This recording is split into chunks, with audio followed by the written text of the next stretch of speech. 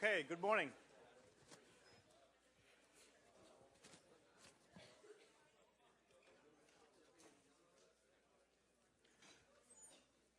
In the last lecture, I did a little demonstration for you where I showed you a pair of inverters and showed you that the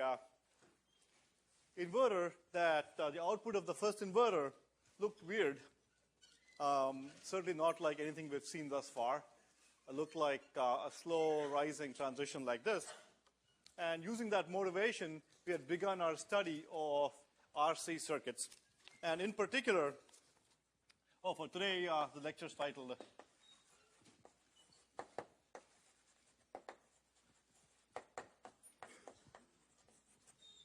So we're going to look at the fundamentals of digital circuit speed, and it all boils down to an RC delay. Okay, by the end of the lecture, I'm going to show you two numbers that you can look at a circuit and obtain by observation, multiply them out, and you'll get a good idea of the speed at which a circuit will run. It's pretty amazing. Okay, so as a quick review, and the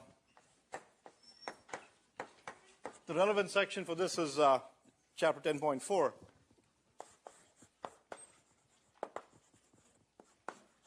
So as a review, we said to understand things like this, we need to develop the foundations for RC circuits. And the example I covered was that of a very simple circuit that looked like this. An RC circuit of this form. And I also showed you that for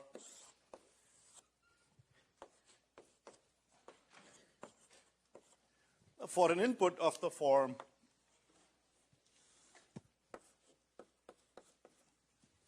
input that steps from 0 to Vi at time t equal to 0, and assuming that the capacitor state at time t equals 0 was 0.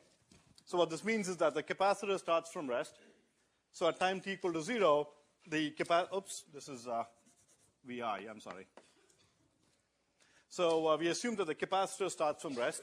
At time t equal to 0, I apply a Vi step, capital Vi, and then I want to look at how the voltage across the capacitor behaves. And we did a bunch of analysis, and at the end of the day, in the final demo in the lecture last time, I showed you that the capacitor would behave like this. It would start off at, I'm sorry. This should be, let's assume this started off at V0.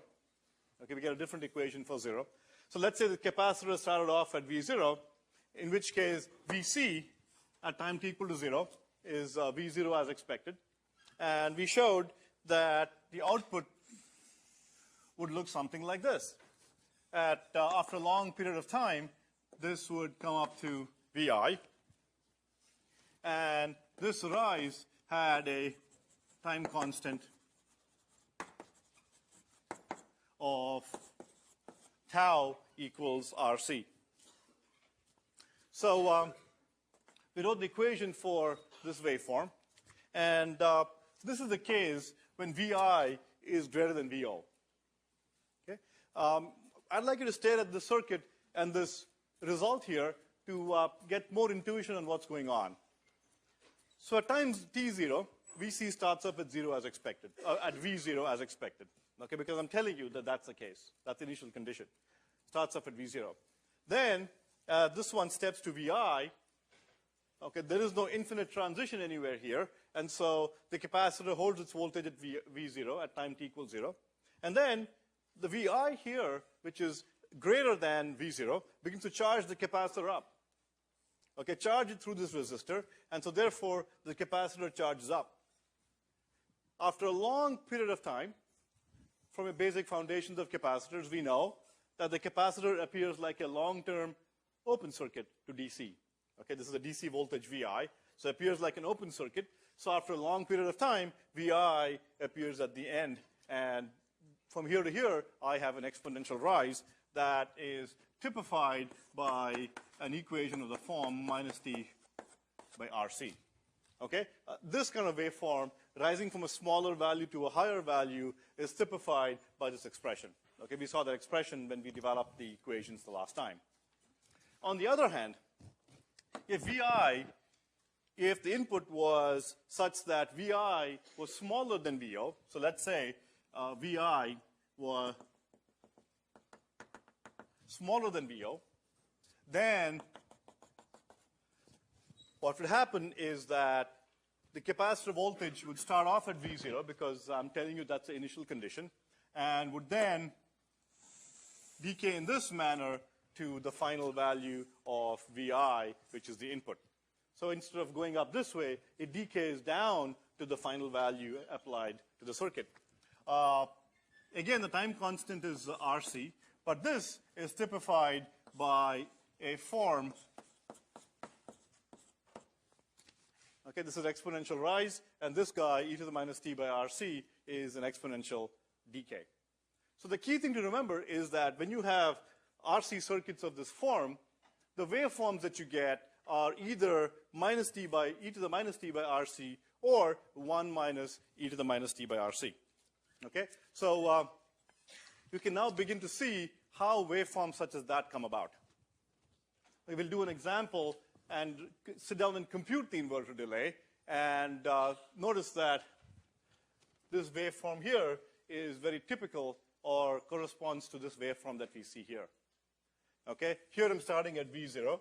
And assuming this axis starts off at 0, this one starts very close to 0 and then rises up to some final value. Okay. So this is, so far I've reviewed some material for you that I covered the last time. As a second step, I'd like to give you a much more intuitive approach.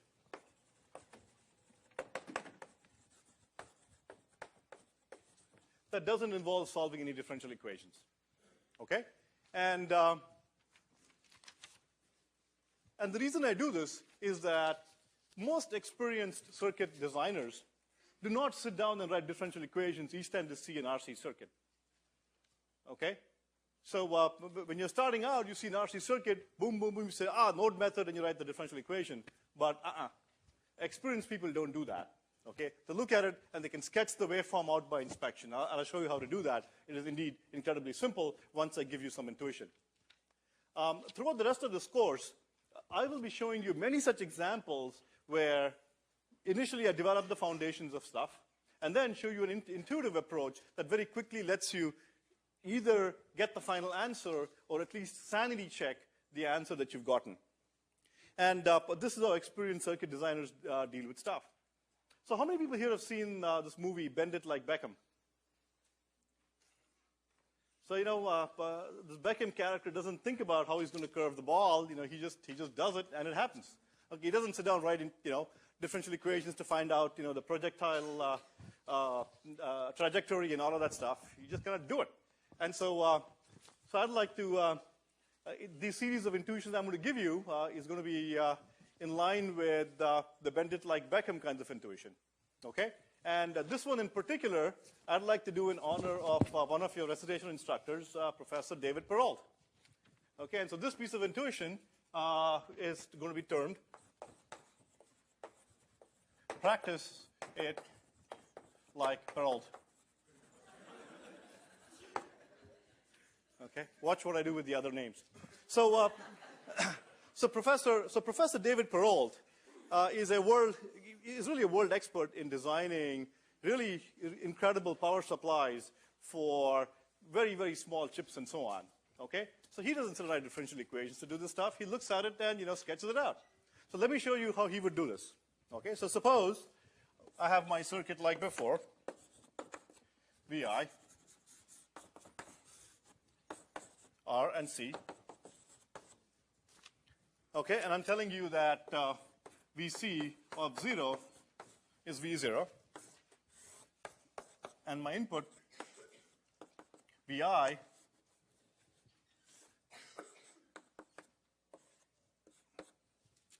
is a step that looks like this. Vi is a step. Okay? So how would Professor Perrault do this?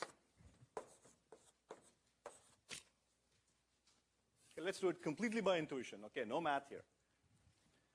All right, so we know that I've told you that this guy starts off at V0. I'm telling you that, so you know. There. You know it's going to start at V0. Okay, and there is no impulse or huge infinite transition, and so the capacitor starts off at V0. We also know from basic capacitor properties that after a long period of time in the steady state, this is but a DC voltage. Like if I apply a DC, okay, and here's my capacitor, after a long period of time, this guy is going to look like an open circuit. Like it's going to charge up to some value, and then it's going to look like an open circuit. Okay? Because if it didn't, you would keep charging it, and its voltage would keep increasing. Okay, that doesn't happen. It looks like an open circuit. So if it looks like an open circuit in the long run, the voltage across it must be capital VI. Okay? So if I don't have current flowing in the circuit, then the only way that can happen is this open circuit, so capital VI appears across the capacitor. Well, so after a long period of time, I know that the output must look like this. Okay, in this case, I've assumed VI is greater than VO. So you've got 2 points of your curve, V0 and VI after a long period of time. Okay, and as I told you earlier, with capacitors, you get two kinds of curves, chuk or chuk, right? Two things. So what you do is you go zip, there you go, you're done. Okay, and this has an exponential rise. This is of the form 1 minus e to the minus RC. So we can write down the equation for that as follows. So VC is, we know that there is something to do with minus T by RC. Okay, this is of that form. So there has to be that term in there somewhere. Okay, and I start off at V0. So at time t equal to 0, at time t0, this is 1 and this is 1, so this term becomes a 0. Okay? So at time t0, that becomes a 0, so I get V0 here. Okay? I'm going to make sure this stuff stays 0 at time t equal to 0. Okay? So I start off at V0. Now, as time wears on, what happens here? This voltage here, Vi minus V0. Okay, if you look at this difference, that is exponentially decaying over time. And so therefore, all I have to do here is write Vi minus V0. There's the answer. Okay, I know the form of the curve. I'm just fitting an expression that meets this form. Okay, so it starts off at V0. When time t is 0, this second expression is 0. And so it's V0. Okay, and this difference here, this difference decays down to 0. Okay, and this difference here, Vi minus V0, is multiplied by this term here, and that's what I get. And you can confirm this. At time t equal to 0, this is 0. At time t infinity, this goes to 0. This goes to 0, leaving a 1. And V0 and minus V0 cancel, and I get a Vi. Okay, virtually any such simple voltage source, current source, resistor, capacitor circuit for most inputs like steps and so on can be analyzed in this manner. Okay, initial value, final value, check. Okay, it's simple. Okay, and just to show you that this is simple, I'm going to label this expression this way. It's of the form 1 minus e to the minus t by RC. Just remember that. Now, by the same token, what if Vi had been smaller than V0? Then, that's simple too. I would have had my Vi being here. Vi would have been here. And that's of the form, in this particular situation, here's my Vi, my starting value, and I do this. Okay, and just to label that, let me label that this way. Okay, I just told you that for RC circuits, you go this way or you go this way. Okay, so it's down here. So I get some kind of an exponential decay. Okay, and like before, think of this one. This one has VI as a base value here. And the difference between the two is VO minus VI. Okay, and that difference decays. So I have a VI out here, and this difference decays. So I get VO minus VI, and that decays in this form. Okay, so I get an exponential decay of this difference here. Okay, just stare at it for a while longer, and you should be able to just go and knock it off just like this. Okay, just like Professor Perrault would. Boom. Okay, no differential equations, just write it down by looking at the curve. So let's keep these two in mind, these two forms. Okay, one is the 1 minus e to the minus t by RC form, and the e to the minus t form. Okay, both have a time constant RC. So, so this is for, let me just make this a dashed line just to be the safe side here. Okay.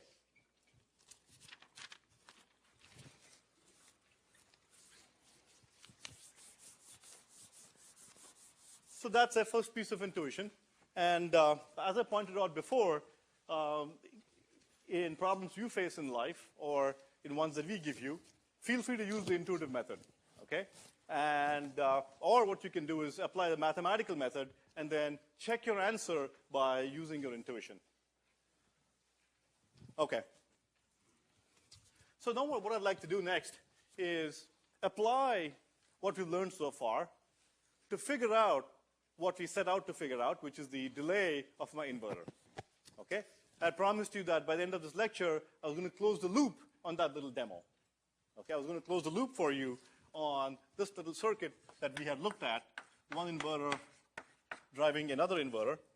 This was A, this was inverter X, and this was my node B. What the green curve you see out there, the middle one, has a transition shown up there. And what I'm going to do next is use the results we've gotten so far to compute a number.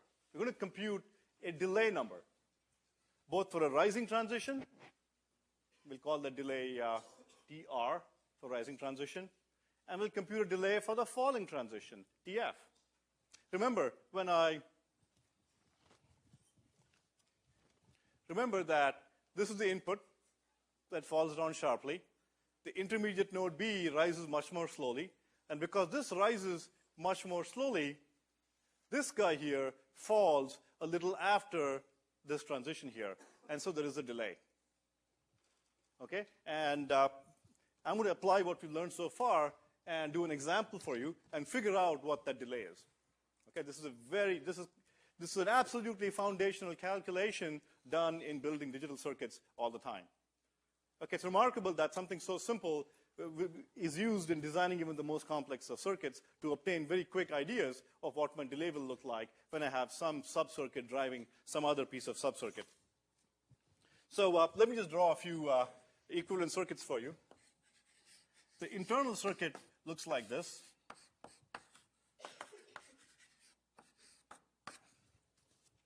This is my inverter X, A,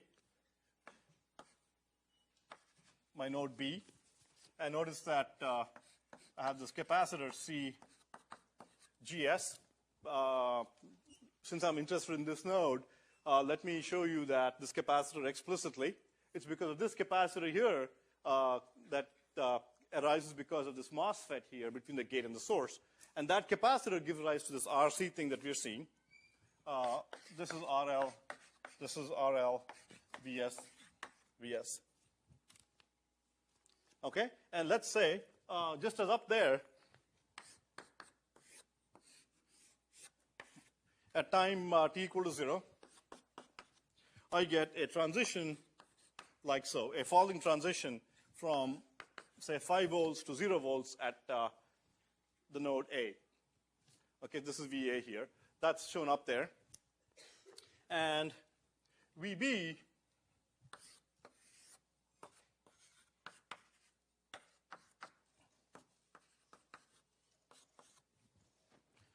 So we had expected that VB would look like this.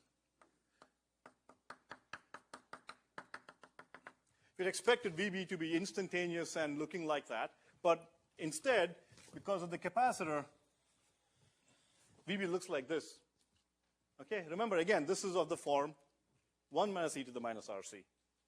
Okay, we'll write down the answers by inspection. So from this, let me draw the connection to circuit delay by showing you another little graph here, T, VB, okay, so 0. And what I'm going to show you, let's say this is 5 volts. And so the output goes like this from 0 to 5, from close to 0 to 5 volts. Okay, it's close to 0 because at least for the inverters we've been seeing in lab and so on, the R on for the inverter is very, very small compared to RL. Okay, so it's virtually 0 down here. And so what's the delay? I mentioned there are 2 delays of interest. One is the rising delay. That is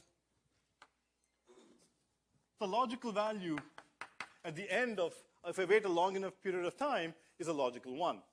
Okay? Delay is simply defined as starting from here. Okay? How long does this output take to get to a valid 1? Okay? So at what voltage here can I say that this transition corresponds to a logical 1? At what voltage here can I say that that represents a valid 1? Any ideas? Yes? Depends on the discipline. Bingo. So it depends on the discipline. Okay, now let's get more specific. Okay, since it depends on the discipline, at what value, based on something in the discipline, can I say this thing is a logical 1? This is an output, remember. VOH. Bingo. There's some VOH somewhere, and it takes some amount of time to get to a valid logical 1 output.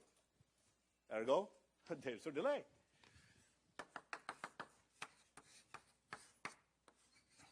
This is TR, and I call this the rising delay of the inverter X. It is interesting that the rising delay of inverter X, based on our model, depends on the parameters of this inverter and the parameters of whatever it is driving. Okay, so remember that the delay is not necessarily just a property of the inverter itself, but it depends on the context. So if I stick my inverter before another inverter like this, it's a capacitance on that inverter by our model that tells me what the delay is going to look like. Of course, in addition to RL, and we'll do the math in a few seconds. By the same token, if I had this wire connecting not to one inverter, but going to 10 other inverters, I expect to have a capacitance equal to 10 times CGS. And so therefore, this thing should rise even more slowly, correct? Okay, the more capacitance on here, the slower it rises up. Simple. So if I put more and more load on this line by putting more and more capacitors, more and more MOSFETs on that line, more and more inverters, this will rise slower.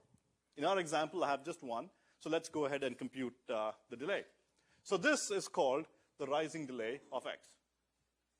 That says that for this node here to go from its output value to a valid 1, which is VOH, how long does it take?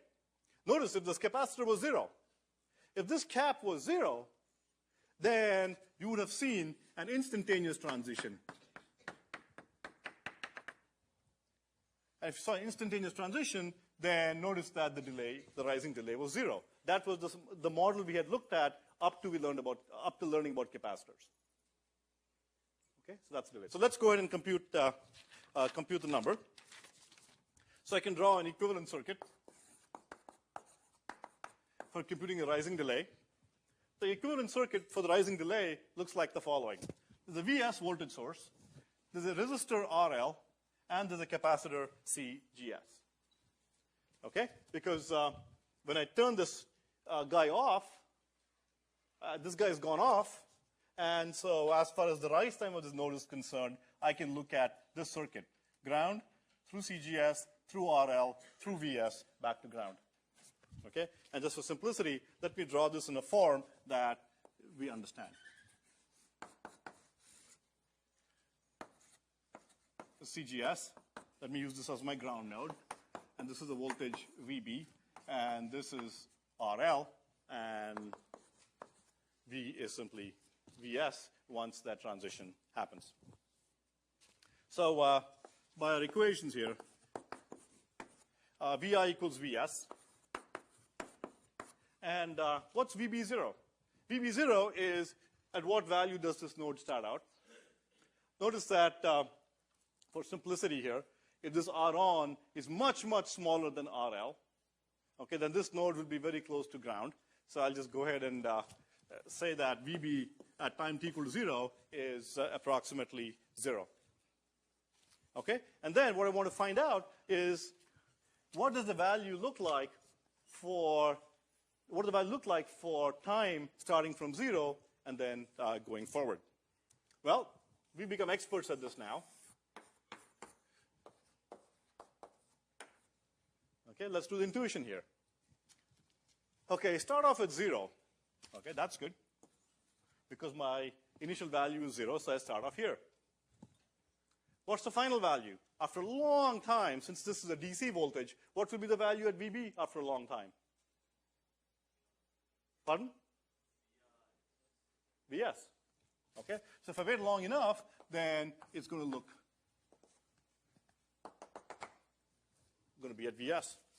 Aha! This is greater than the initial value, so we go. Done. Okay, that's my e to the minus 1 minus, that's 1 minus e to the minus t divided by RC form. Took me 3 seconds there. Okay, it's pretty cool. So we can write the expression too. We can write the expression for this. And the expression was, I take my starting value, which is 0, and I add to that this difference, VS, and I multiply that by this form. There we go. And remember, this I get this from that rising form. Okay, up here. V0 is 0, this is 0, so it's simply VI times that, and VI is VS. Okay, I really would like you to get this intuition. Okay, if you were given if I had two choices, one is that you understand the intuition and able to sketch that, versus in your sleep be able to solve the differential equation and get to the answer. I'd much rather you get the intuition. Okay, if it's one or the other. Okay, so it's very simple. Start off at 0, I go chuk, and boom, I get to VS, and this is my 1 minus e to the minus t by RC form. Okay, so I need to compute TR, and TR is the time that this takes to get to VOH. Okay, so let me just sum that up. So for what value of time, for what t does VB reach VOH? Okay, so I want to find TR. So TR, what's TR? So from that equation, that simply tells me the trajectory of VB as a function of time. And so I need to find out what is t for which VB is VOH. So I write VOH equals VS 1 minus e to the minus t rise time by RC. Okay, so after a rise time, my output is going to be VOH. And so let me go ahead and find TR. Okay, so let's see. I bring this to this left-hand side. I move VOH. I divide VOH by VS, and then I move things around. And what I end up getting is minus TR RC. And on the other side, I get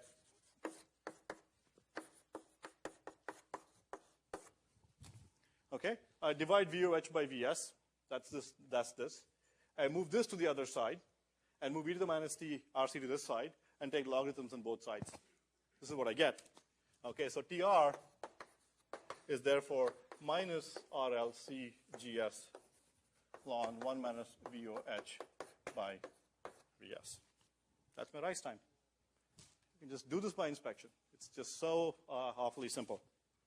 So, but just to give you some intuition at, with numbers and so on, let's say that RL is 1K, VS is 5 volts,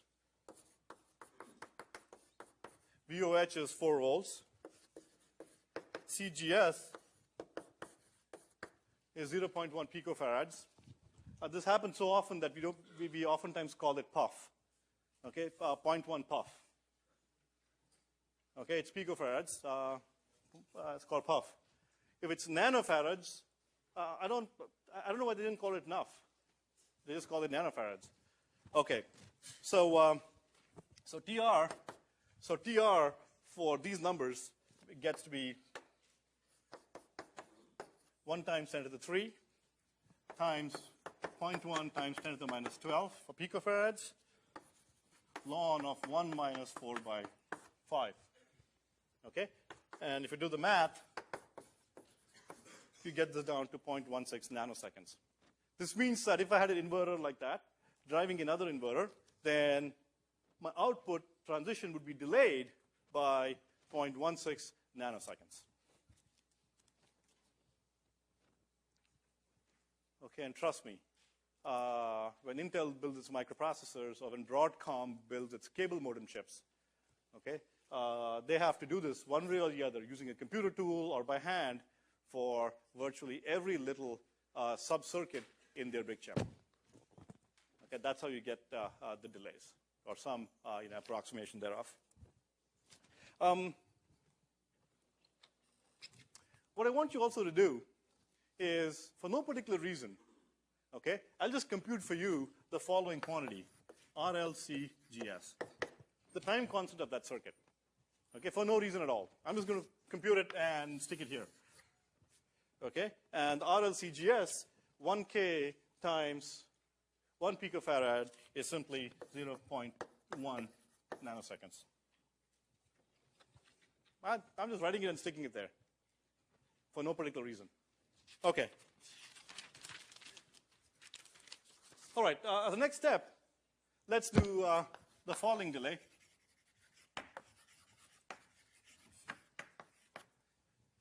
TF. Okay, that's a rising delay. And although I didn't show this to you in the demo, there is a corresponding delay for the fall time. It doesn't fall instantly, but rather it falls rather slowly. So let's draw the equivalent circuit for when the node X falls. Notice that in my inverters here, this node starts off being at Vs. Okay? This is high. And this is going to fall because when I turn this transistor on, it's going to pull this node to ground. Or this is going to fall down. And what's the equivalent circuit? The equivalent circuit is that ground through capacitor to this node. At this node, I have R on connecting to ground, and I have RL connecting to ground through Vs. So let me draw that little circuit for you. Remember, life begins and ends on storage elements, so I'll draw them first. My storage element, CGS. That's VB. Okay, and as I said, it goes from, this is node X, goes from R on to ground, and it also goes through RL,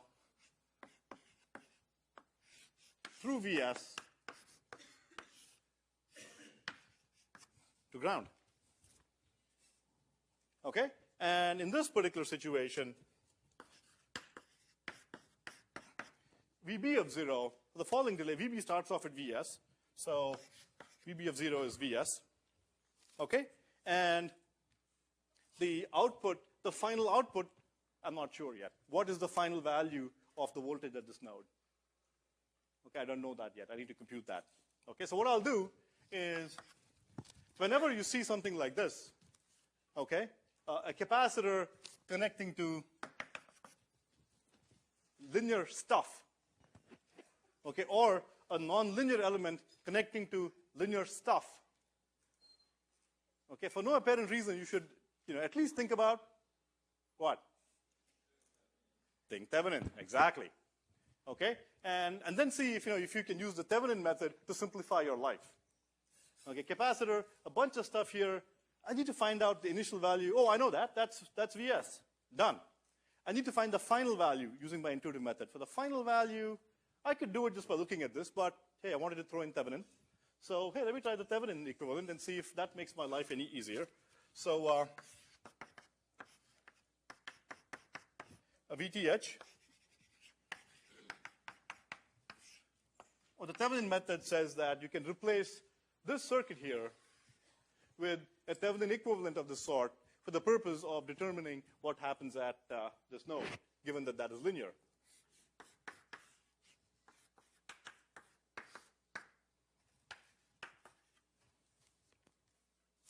Okay, so I need to find out that for the purpose of determining what happens at the node X, okay, I have to replace this with its Thevenin equivalent, and I now need to find out RTH and VTH. So I get RTH by looking in here, okay, shorting this guy and looking at the resistance. So I look in like this, and then I short this guy here, okay, and I get RL in parallel with R on because this one shorts to ground. So RTH is simply RL in parallel with R on. Okay, this is a convenient notation for RL being in parallel with R on. And you all know the value of that. It's another one of our very simple patterns like voltage divider and so on. Resistance in parallel can be computed as RL, R on divided by RL plus R on. What is VTH? VTH is the open circuit voltage here. Okay, so if I ignore this, if I take out this capacitor, I want to find out what the voltage here is. And aha, voltage divider. Okay, Vs, the voltage divider here, RL and R on. So I can write this down as Vs times R on divided by RL plus R on. Remember, you will see again and again and again and again in 6002 or any circuit stuff that you do, you'll see them all over Thevenin. Voltage dividers, current dividers, resistances in series, resistances in parallel, RC thingamajigs like this. Okay? So if you just remember those 10 to 15 intuitive patterns, you're pretty much set for life. Okay, it just comes on again and again and again. Parallel resistors, voltage dividers. You should be able to write down a voltage divider, in your sleep. Okay. So this is what I have. And so let me now write down intuitively what I expect the node X to do just by inspection. Okay, let's see. What is the initial value of the voltage across the capacitor? Intuitive method. Okay, this is how Professor Prof would do it, remember? So he would start off by saying, aha, initial value is Vs because I'm told it's Vs. Okay, start off at Vs, and so I start off here. What's the value after a long, long time based on this circuit here? V Thevenin. So after a long time, this is a DC voltage because that is a DC voltage. Capacitor looks like an open circuit after a long time. And VTH appears there, so it's simply V Thevenin.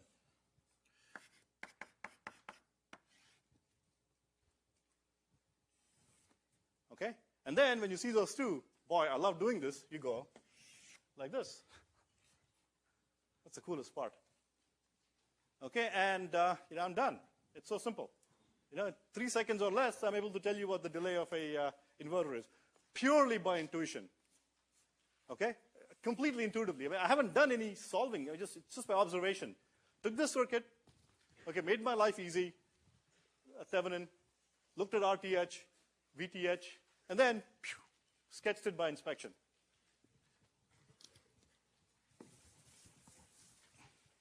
And again, if you find that things are really, really very simple, don't be surprised.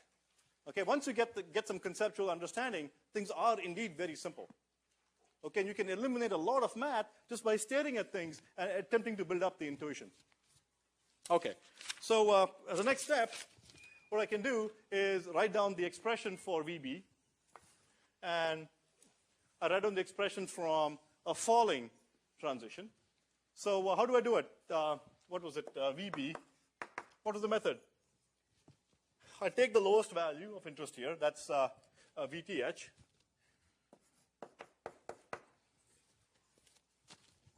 Okay? And then I add to that this difference, decaying exponentially. And that difference is simply Vs minus VTH. And that decays exponentially. Okay, this form is the e to the minus t by RC form. And boom, I'm done. So many of you are wondering, so Professor Agarwal, if life was so simple, why on earth did you have us mess around with those differential equations, to get here? You show us differential equations and then you don't use them anymore. Well, that's a good question. The answer to that is that you need to understand the foundations. Okay? Once you understand the foundations, you can find simplifying techniques to get to where you need to be. Okay, but you need to understand the foundations. Okay, you need to at least see why things are the way they are at least once. Okay? Understand the foundations and then find intuitive ways of getting your answers. Okay, so now my falling delay here is I start off with VOS, and I need to get all the way down to what value to compute my. So at some point here,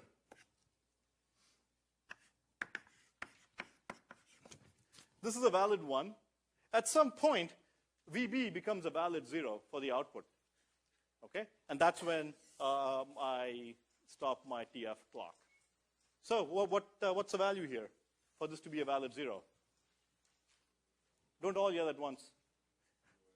VOL. Okay, so I simply have to figure out what is the value of time. This is page 7. What is the value of time for which this expression decays down to VOL? So it's VTH plus Vs minus VTH e to the minus TF by RC. Okay? So then I simplify this. How do I do that? I do VOL minus VTH. Okay? And then I divide that by Vs minus VTH. So VOL minus VTH. Divide that by Vs minus VTH. Take logarithms on both sides. Okay? And then multiply by RC. So I get TF is minus RC log of that. This is R Thevenin, and this is CGS. Okay. How did I get this? VOL minus VTH. Divide by Vs minus VTH. Take logs on both sides. Okay? And then multiply throughout by minus 1 divided by minus RC. And I get my TF. Done. So let's do it for the same numbers. For the same set of numbers. Just that let me add an R on of 10 ohms. Okay, I'll do this for R on of 10 ohms and compute the value for you. So TF is minus RTH. RTH is R on parallel RL. This is 10 ohms. That's 1K. So 10 ohms in parallel with 1K is approximately 10 ohms. Okay. So let me just use approximately 10 ohms. 1 picofarad, 1 puff. That's RC times ln of VOL. Oh, I need to give you a VOL. So let's say my discipline has VOL being 1 volt. And so therefore, I end up getting VOL minus VTH divided by Vs minus VTH. Okay? Since R on is much, much, much smaller than RL. Since R on is 10 ohms and this is 1K, most of Vs will drop across RL. This is 100 times smaller. So compared to VOL, which is 1 volt, VTH is very, very small. VTH will be on the order of 0.05. And so therefore, I simply write down VOL here and say VTH is approximately 0. And I get Vs minus VTH. And this is approximately 5. Okay? So let me just say this is approximately. Okay? And if you do it, you'll get 1.6 picoseconds. Okay, and again, just for fun, let me write the corresponding RC time constant for the circuit, which is RTH CGS. So RTH is approximately 10 ohms, and CGS is 1 picofarad. So this is 1 picosecond.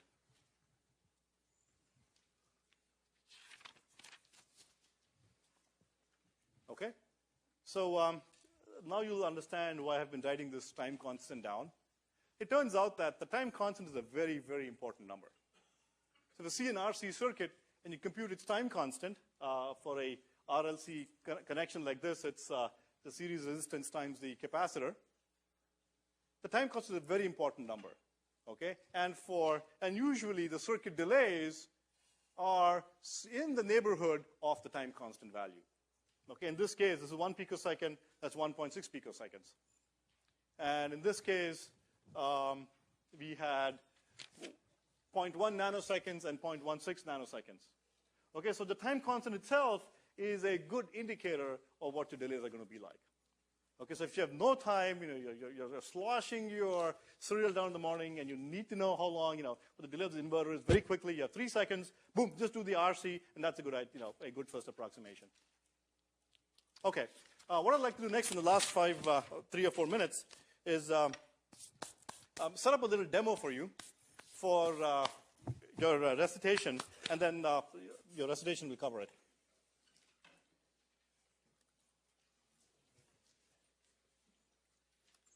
Okay, so this is a true story. Okay, this really, really happened. So in this West Coast school, okay, and which shall remain nameless, okay, they had a chip. They built a chip, okay? And the chip had a bunch of pins, as you might imagine. And, the pin, as you have a trace on a board, a wire on a board, there is some capacitance attached to wires between the wire and ground. And that's the capacitance. I just call it the load capacitance. It could have been 0.1 puff or, 0.01 puff or something like that, okay? So what they found when they built this chip, what they found was that the voltage here, they expect it to look like this, this computer science abstraction and so on, 0 to 1 transition, boom, it should look like this. But for the reasons we saw today, the observed transition was much slower and looked like this. So the student said, aha, let's speed up this chip. Okay, we can speed up the chip by looking at the RL and RON of my driving inverters. And if I make RL small, notice if I make RL small, my delay is small. Okay, if I make RON small, my falling delay is small. So let's make really small RLs and RON, and let's all have fun. Okay? So unfortunately, what they observed was that by making RL and ROL both small, the RC time constant small, they expected to see a much sharper rise time. And this was the original, but what really happened was they expected this to get faster and kind of look like this. But what happened was disaster struck. Okay? What they observed was something like that. This is a real life story. And instead of getting something like this, they got something like this. And why is that a problem? That's a problem because notice when I expect to be at a 0, I got some spikes that went higher than VIL into the forbidden region, okay, and did bad things to me. So let me show you a little demo and show you that that's exactly how the circuit is behaving. You can switch to that. Okay, so notice that this is what I expect, but this is what I see. Look at the purple curve here. Okay, notice these spikes that are showing up there. This is true. They saw it happen. Okay, and why is this happening? So it turns out that what was happening was that the two pins, okay, the two pins were next to each other. And I'll show you a little demonstration here, and let's see if you can figure out why this was happening. So you want to show the... think of these as two pins. And the pins are close together. I'm just modeling the two pins with a roll of wire. And what I'm going to do is...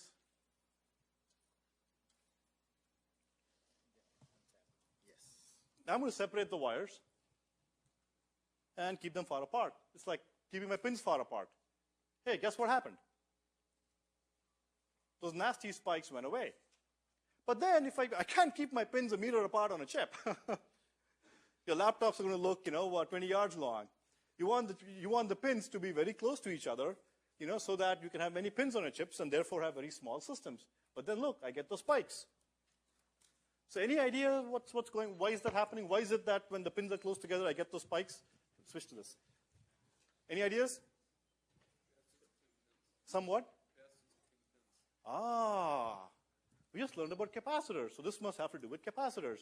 There is this parasitic capacitor between the pins. Exactly. Here's what's happening. So here's what I expect. I expect a nice square wave at the output, but instead, I have a pin next to me, and I have a faster waveform driving it, and so therefore, there's a parasitic capacitor here, and because of that, I get something called crosstalk, and the model for crosstalk is some resultant resistance with the parasitic capacitor, and I get those spikes. And at the 6002 experts saw the solution. So how do we fix this problem? So 6002 experts said the way we fix this problem is that slower may be better. Instead of having sharp transitions, let me drive it with slower transitions. Okay, let's switch to the demo again. And you will see in recitation, I'm showing the demo very quickly. So I have a sharp transitions at the input, which is a yellow thing out there. I'm going to make the transition slower, switch to a triangular wave, and you'll notice the spikes go away. Oh, no, that's the wrong one. The yellow one. There you go. The moment I switch to a slower transitions, boom, the spikes go away. I'm going to switch back to square. There you go. The 6002 experts saw the solution. Okay, slower transitions. And you will see, do this example in detail in section tomorrow. Thank you.